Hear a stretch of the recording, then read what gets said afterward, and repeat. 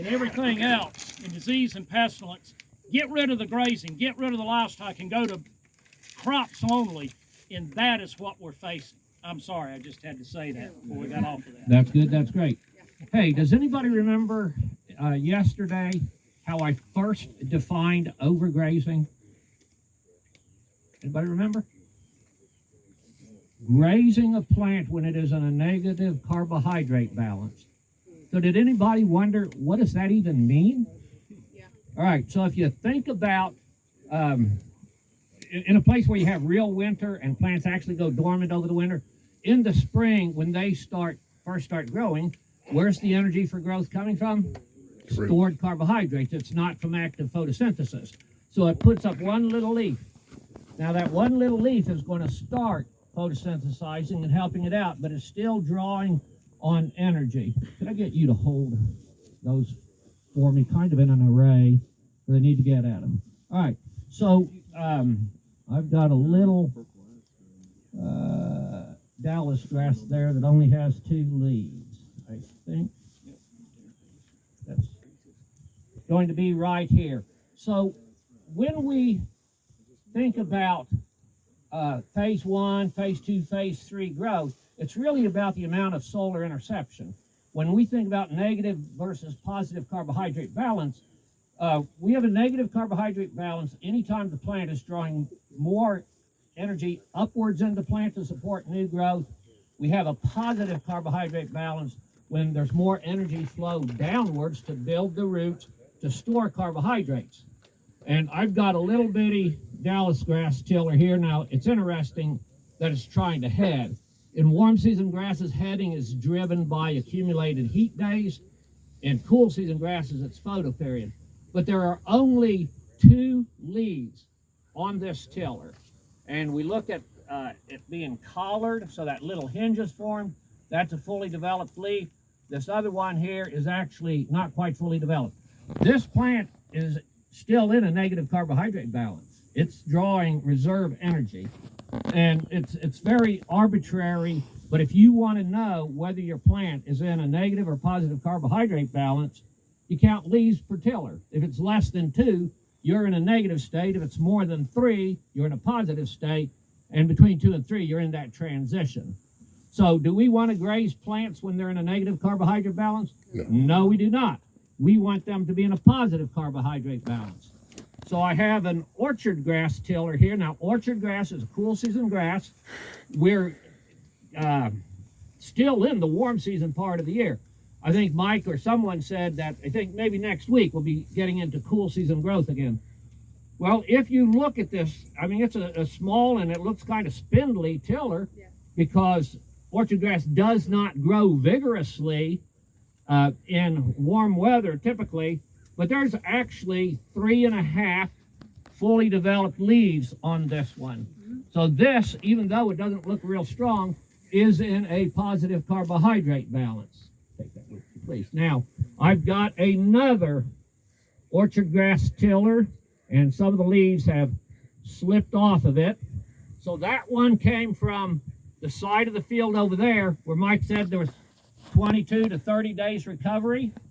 This orchard grass came from this side of the field where there has been 40 to 50 days recovery, and we have 5. He just picked a fresh one.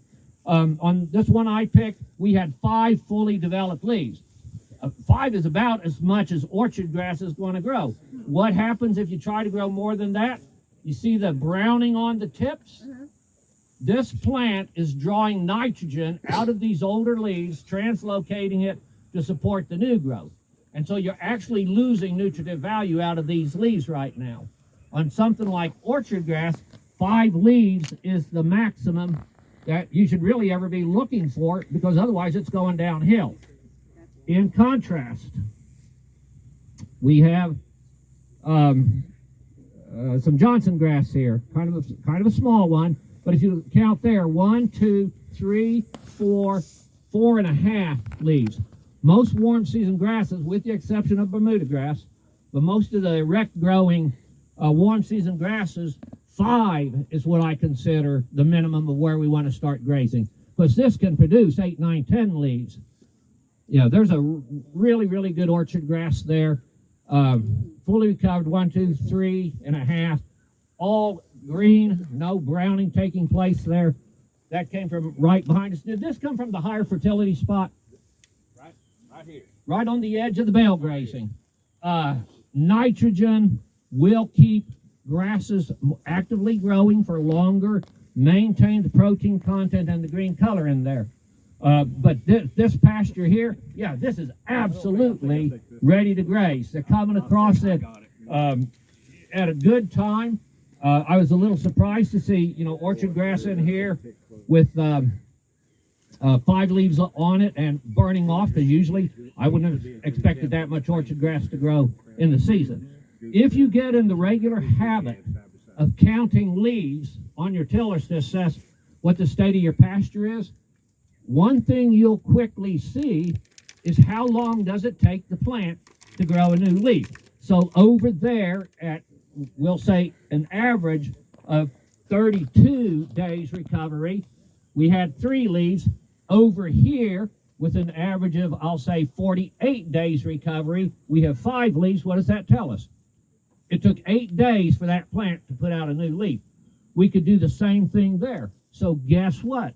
If you regularly count leaves, you can begin to very accurately predict how long a recovery period you need on a particular pasture before you come back to it to try to hit it at a really optimum point of the yield, quality, balance of grazing, and knowing that your plants are in good condition, ready to graze. Great. So, Can I say something? Growing points on warm seasons versus cool season grasses. You have to be somewhat mindful of that, correct? okay, what you brought up here was growing points. I just happen to have a piece of fescue in my hand. If you don't know it, you should know that grasses grow from the bottom up. They are actually pushing leaves up from the bottom of the plant. They do not grow by extending leaves off the top. So orchard grass, which is a cool season semi-bunch grass, we can argue whether it's a sod form or a bunch grass. This time of year, it's not going to produce a seed head, because seed heads in cool season are produced in response to increasing day length. We are in decreasing day length now. So this tiller is not going to head this year. It can continue to push out some new leaves, but that growing point is going to be down at ground level. And so if it gets bitten off at this point, you haven't short-circuited the reproductive phase here. And as I said, warm season grasses, they head in response to accumulated heat days. So this plant, because we see a node here, there's one up here, and then we have the seed head coming out. The growing point is elevated here. Had this been grazed off, a week ago at that point there, and 1 leaf fell off, I would have left a couple leaves there. This plant could actually try to produce another seed head in this little bit of warm season that's left, because in the plant hormonally, it knows that's the phase it's at. But once it made the nodes, that stem's going to die. Yeah, that stem is going to die. Any recovery would be from not a new leaf from the base of the plant, but a new tiller from the base of the plant, which is a new grass plant. So I wanted to make sure we covered that one, because a real common question is, when is that pasture ready to be grazed again? Now you know how to assess it. Watch for those brown leaves too. If you hadn't counted leaves or hadn't kept up with days or whatever, those brown leaves are blocking your solar panel. Gotcha. Any other questions or comments on that part of it? Yeah, like that. Now, in sometimes that is a leaf disease that causes the ends to brown off. In Johnson grass, that's fairly common, because there's some basically the same diseases that, helminthosporium, I think it is. Corn gets the same kind of diseases. And warm seasons, they will translocate nitrogen out of older leaves to younger leaves. But generally, you see kind of the whole leaf goes brown pretty quickly, I believe. Whereas in cool seasons, it's much more gradual, and it's a real indicator that you've let it rest a little longer than it needed to. We got some more plants. Got some more plants. A lot of diversity here. Spiny amaranth. That's the spiny pigweed, some people call it. Careless weed. It produces like 500,000 to a million a seed per plant. So it's bad news, even though it's high quality. We don't want something spiny like this. They'll avoid it in general and eat around it. There's a little spider living on it. Russ pointing out the good side of it. That's a good thing. We like to see spider webs in the pastures.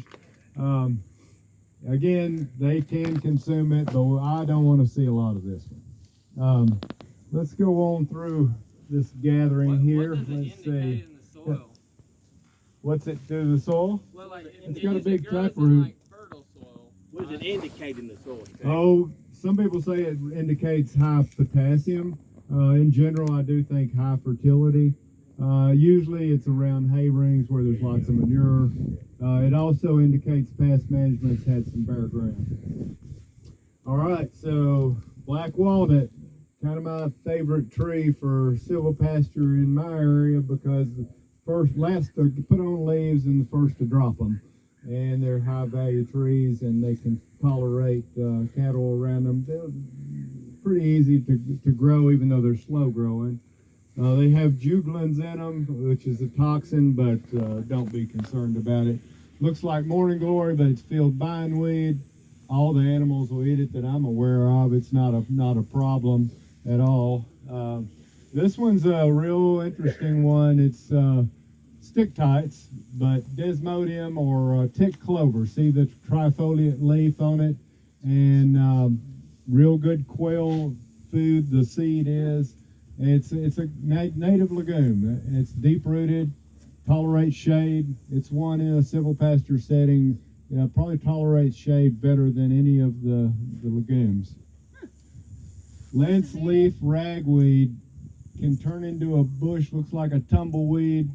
Not very palatable.